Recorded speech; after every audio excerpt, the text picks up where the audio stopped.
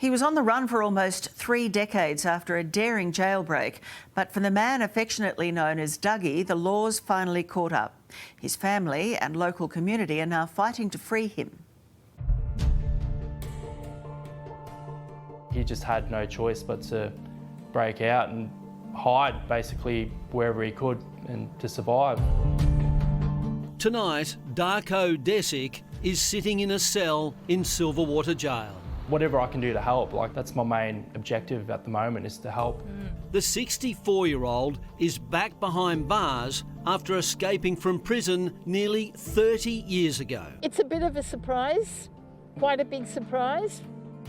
Darko Desic had been living a double life, hiding in plain sight at Avalon on Sydney's northern beaches. He imprisoned himself right in front of everyone by laying low.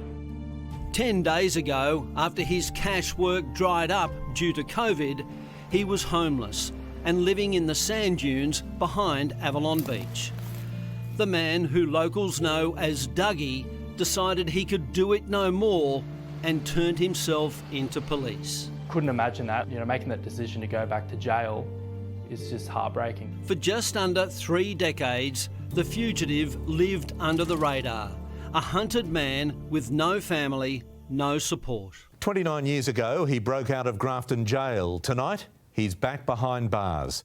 When Anthony Desic and his partner Jolie Sharp saw the news about this remarkable story, they put 2 and 2 together. This is him, this is the man that I've heard about pretty much my whole life. Yep, knew straight away. Yep, I could see the resemblance. It turns out Anthony is Darko's cousin. He was born a year after Darko broke out of Grafton Prison. Anthony's father, Nicola, was Darko's uncle. They said he was just an amazing man. He was generous, he was humble, very hardworking and very trustworthy, and they just loved him to death. Darko doesn't even know Anthony exists or that Nicola died 2 years ago. I'm just dumbfounded that he's still around. I thought that he was back in Croatia and we'd never heard from him again, but seeing him on the news, and this whole time he's been down in Sydney, down in Avalon, it's just, it's crazy.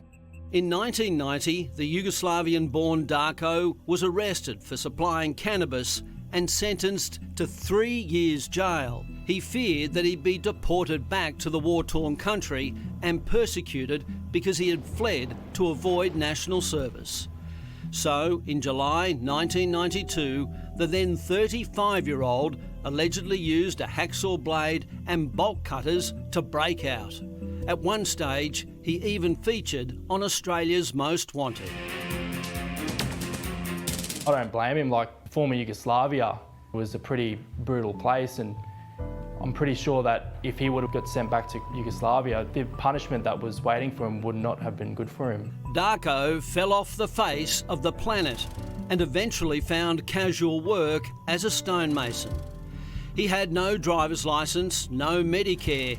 He even resorted to pulling his own damaged teeth with pliers because he was scared that if he went to a dentist, his true identity would be revealed. He has pretty much lived this whole time, without having proper access to the resources that most of this country has. Anthony Desic is now reaching out to the cousin he never knew. That's basically what I'm trying to achieve at the moment, is to give him a second chance. And Anthony isn't alone in wanting to give Darko Dougie Desic a second chance. It really tugged at my heartstrings. I was deeply touched. When Avalon local Peter Higgins heard about Dougie, he wanted to do something to help. And I think the fact that he ended up sleeping on the beach just was an indicator that that guy had hit rock bottom. He's lived, as you say, two completely separate lives. Shell Avalon lived next door to Dougie. How would you describe the man you knew as Dougie?